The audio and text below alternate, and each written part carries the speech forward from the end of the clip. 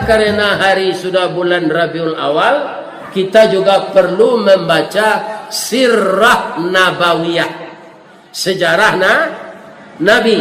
Kita bukan memperingati hari kelahiran Nabi. Karena apa? Nabi tidak ada menyuruh itu. Tolong peringati hari lahir saya, tidak ada. Tapi kalau kita tinggalkan sejarah Nabi, yang utama itu dalam hidup ini, kita menjadi manusia yang bernilai, yang berharga tinggi adalah orang yang berakhlak baik.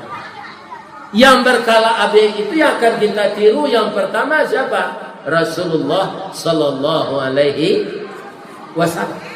Kenapa beliau jadi acuan? Nabi, bapak-bapak, ibu-ibu, akhlaknya itu dipuji oleh Allah. Ada ayatnya Pak Ustaz? Ada. Wa innaka la'ala khuluqin azim. Engkau ya Muhammad mempunyai budi pekerti yang agung. Siapa yang memuji akhlak Nabi itu adalah Allah Subhanahu wa ta'ala.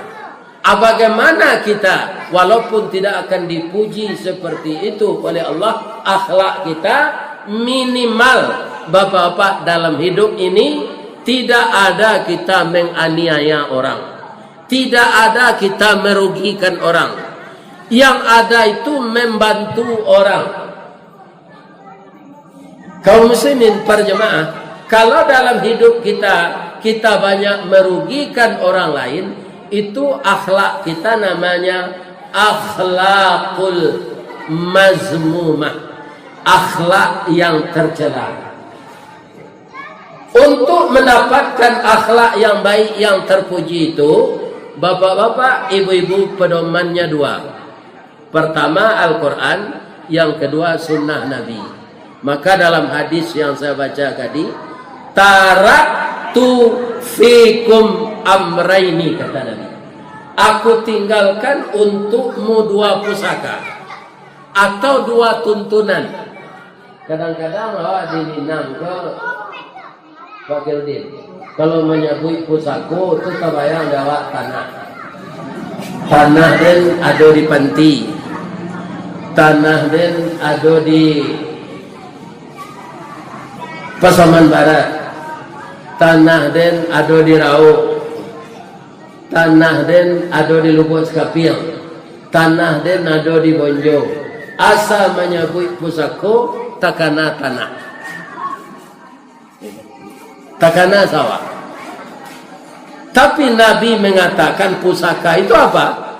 Pusaka nantak kalapuk di hujan, nantak kalakang dipaneh, tidak bisa diubah orang. Itulah dia Al-Quran. Kita harus berpedoman ke sana kalau ingin kita terpuji seperti Rasulullah sallallahu alaihi wasallam. Jadi apa rahasia yang pertama Rasulullah itu terpuji? Ketika dia mudana, ya katakanlah dia pemuda seperti anak-anak muda, setiap tanggal 1 Zulhijjah itu Ka'bah itu dibasuh. Kalau sekarang tanggal 10 lagi. Kenapa? Karena banyak orang yang menonton ketika mencuci Ka'bah itu, maka petugas itu terhalang-halang membersihkan. Sekarang tanggal 10 Zulhijjah dibersihkan, orang tidak ada menonton karena tanggal 10 Zulhijjah itu orang di suatu titik namanya Muzdalifah akan berangkat ke Mina. Jadi orang langang dekat Ka'bah. Di zaman beliau masih pemuda, belum menjadi rasul, setelah membersihkan Ka'bah itu, orang-orang Quraisy kan ada di sana batu hijir aswad. Ketika kemalataan katampeknya batu itu, batangkala kepala suku kok. Kita ambil salah sukunya suku Minang salah doa lo, sebab dia pun tak lopal suku Arab tu. Macam aku Melayu, Sikumbang, Pili, Nang kecil nenek mama orang pilih, inyo nan berhak meletak batu ke tempatnya. Kecil nenek mama orang Melayu inyo lo. Nan kecil orang Sikumbang inyo lo. Nan kecil orang Caniago. Hampir adu jotos. Nabi ketika itu seorang anak muda. Apa kata Nabi? Bapak-bapak, mama-mama, ndak usah kita bertangka. Kalau menurut ambo, ya kan, nan berhak meletakkan batu ke besok ke tempatnya. Sia nan datang bertamu ke Masjidil Haram masuk ke dalam. Siapa yang datang pertama, dia yang berhak meletakkan batu itu. Jadi berundo lah orang ko pak. Orang Melayu berundo, orang Sekumbang berundo, orang Caniago berundo, orang pilih berundo. Sama-sama tidak tidur karena ingin lebih awal tiba di masjid. Karena mereka itu berjaga-jaga semua, sama-sama tiba sedinyo di musajid. Aba alai, mereka melihat ke dalam. Ternyata di dalam masjid sebelum mereka masuk, Nabi Muhammad yang anak muda ketika itu sudah berada di dalam masjid itu. Akicik kepala suku ko, kalau baiko caronyo Muhammad ko saja kita suruh meletakkan batu jiraswat ko ke tempatnya. Ya kan Muhammad? Karena kamu yang duluan masuk masjid, engkaulah meletakkan batu ini. Kami sepakat semuanya. Kenapa? Karena selama ini orang Quraisy itu sudah memberi gelar Nabi Al-Amin. Ini aneh Pak. Kalau orang Islam bagi gelar Nabi Al-Amin, itulah ini jadi Pak. Sadang tapik pasang bola pukul 2 matahari di tengah mana tulang punggung. Tak cici di lubang, tak isi di ruang. Tapi yang memberi gelar orang kafir. Al-Amin itu apa artinya? Orang yang jujur. Tidak ada universitas di dunia ini yang sarjananya sudah dilantik. Ini sarjana Al-Amin, bisa dipercaya. Tidak ada itu. Ya kan? Jadi yang memberi gelar Nabi Al-Amin itu orang kafir. Nabi kan sudah dipersilakan meletakkan batu itu ke tempatnya. Anak muda yang sangat muda itu sangat bijaksana. Nyambil sorban ke, kan sudut nyampe ke, anyo kambangan sorban tu, dia teh tembok nandata tu, nyolataan batu ijir raswat tu di dalam. Mama dari suku pilih, pacik sudut sorban ko cik. Mama dari suku Melayu, pacik sudut sorban ko cik. Mama dari suku Sikumbang, pacik sudut sorban ko cik. Mama dari suku Caniago, pacik sudut sorban ko cik. Nya suruh tagak de Nabi. Kampe-ampeknya mangke sorban tu. Lah tangke kate anyo ambil dek Nabi inyo nan malataan ke tempat. Orang tadi jadi damai. Ini harapan kami kepada anak-anak muda kami ini. Sialai nan kamandamaikan negari ko kalau ndak awak nan tinggal di situ. Ya kan? Ada dun sana awak di rantau. Inyo ndak mambiandang rapi. Nyuange awak di tapi api, dingin di tapi air. Itulah salah satu sifat Nabi Muhammad sallallahu alaihi wasallam sebelum jadi nabi. Betapa mulianya beliau. Jadi bukan hari lahirnya yang kita peringati, tetapi meniru akhlaknya. Tidak tertiru pas rupa beliau, indak mantiko saya lawan. Tidak mentiko di kampung, kalau tidak jadi saliang kaneh. Ya kan? Ini perlu ditiru oleh para remaja. Yang mengarahkan siapa? Orang tua-tua. Kalau orang tua-tua menyuruh pemuda ini menghidupkan remaja masjid, ya kan? Menghidupkan remaja tahfiz, menghidupkan remaja yang selalu ada majelis taklimnya, pengajian-pengajiannya, itu harus dimotivasi oleh yang tua. Ya kan? Anak-anak disuruh pergi ke surau, awak sudah sembahyang isya main domino. Nenek ke surau lena, orang raja, awak pergi ke lapau main domino. Nyo mairi parang, nyo barani, mairi kerajo jauh sahur. Kemudian Nabi itu berhasil. Tandanya apa? Sampai agama Islam ini ke negeri kita. Nabi itu tidak pernah ke negeri awak kan Pak. Piagamo nanya bawa sampai. Kunci keberhasilannya ini yang akan kita tiru. Pertama apa?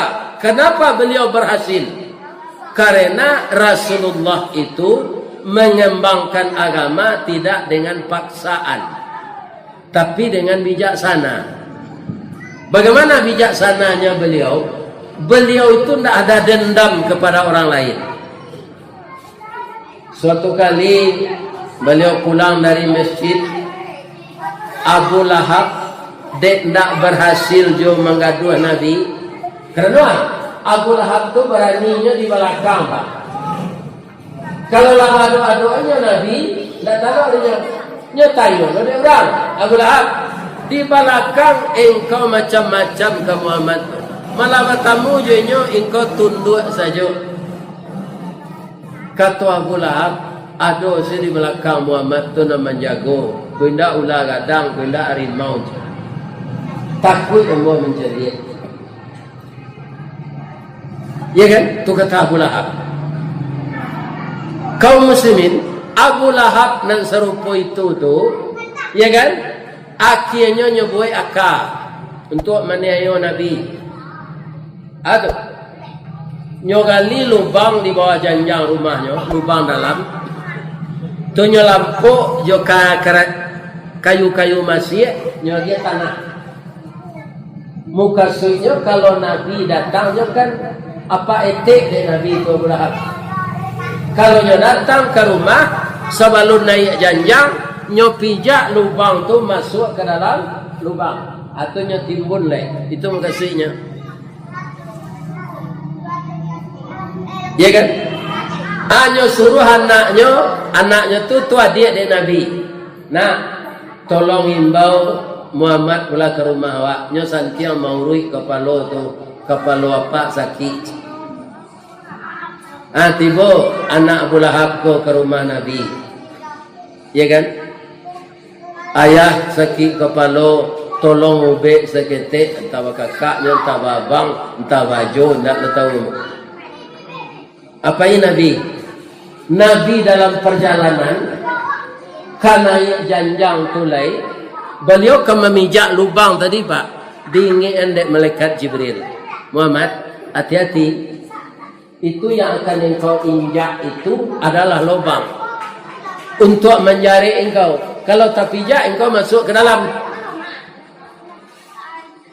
Jadi tiba di sini langsung si kaki Nabi melangkah ke anak janjang. Ndak tak pijak di lubang tu. Selamatnya kata.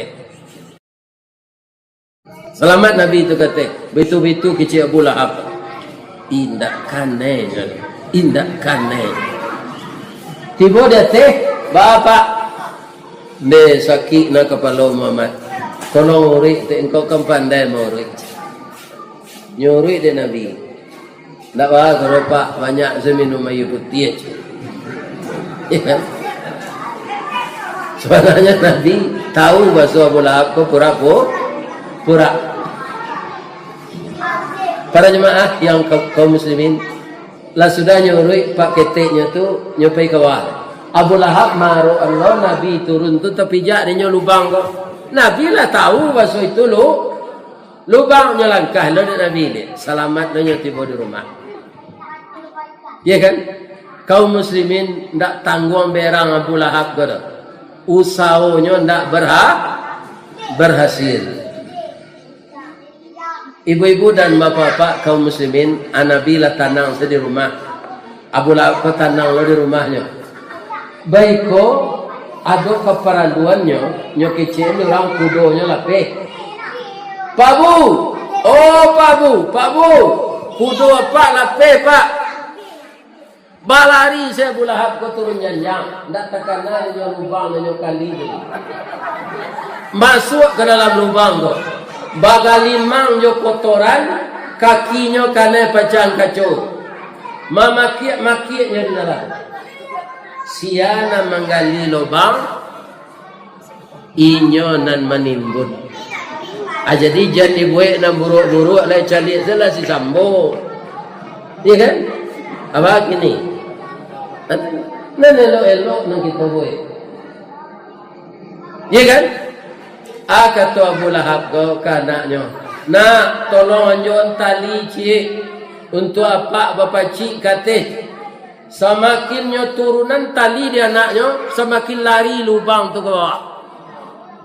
Tambah dalam. Maki Abu Lahab. Keciknya, nak tolong Imba Muhammad lah. Kok lainnya bisa menolong. Aku awak Muhammad lah. Mati jelang dalam lubang tu. Wa'ang na menggali kini jatuh bang. Muka suyang ke maniayo den. Kiro wa'ang na naik. Tapi Nabi tidak. Iya kan? Kaum muslimin, para jemaah yang terhormat, pai Nabi ke sini. Indak pakai tali ke dia terus. Mendoa seliau ke Allah, nyobetut tangannya. Lari lubang tu ke teh. Tiba dia teh nyomandian Abu Lahab nama gelimang kotoran. Kecik Nabi, apa kau membuat safety tank jadi bawah janjang nak? Itu apa negara? Itu Nabi itu akhlak beliau. Tidak ada ingin membalik sakit hatinya kau orang nan kemaniayonya. Kalau seperti itu kita nak anak-anak muda saya, cucu saya, kama pai awak terpakai di orang. Tapi kalau awak mentikolannya kurang aja, itu tidak kata pakai awak dia. Alhamdulillah.